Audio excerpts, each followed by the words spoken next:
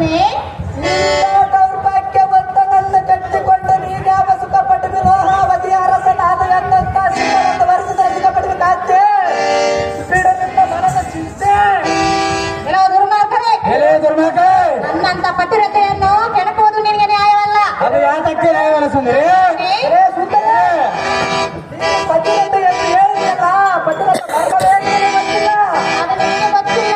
ಅದನ್ನ ಮೇಲ್ಗಡೆ ಚೆನ್ನಾಗಿ ಕೇಳು. ಅದನ್ನು ಚೆನ್ನಾಗಿ ಮಗಳು ಏಕ ಪತಿರತೆ ಪತಿರತಿ ಪತಿಗಳಿಂದ ಸ್ತ್ರೀಯಳ ದಾರೆಂದರೆ ಭೂದೇವಿಯು. ಸುಂದರಿ, ಕೆಲವು ದುರ್ಮಾರ್ಗನೇ ಹಿಂದಕ್ಕೆ ಕಾಳಿಂಗಪ್ಪನ ಹೆಂಡತಿ ಆದ ಚೆನ್ನಮ್ಮ ದೇವಿಯ ತನ್ನ ಸತ್ಯವನ್ನೇ ತಾನು ಪರೀಕ್ಷಿಸಿಕೊಳ್ಳಲಿಕ್ಕೆ ತನ್ನ ನೆತ್ತಿಯ ಮೇಲಿರುವ ಸೂಚಕವನ್ನು ತೆಗೆದುಕೊಂಡು ತರ ಬೆಟ್ಟನಕ್ಕೆ ತೂರಿದರೆ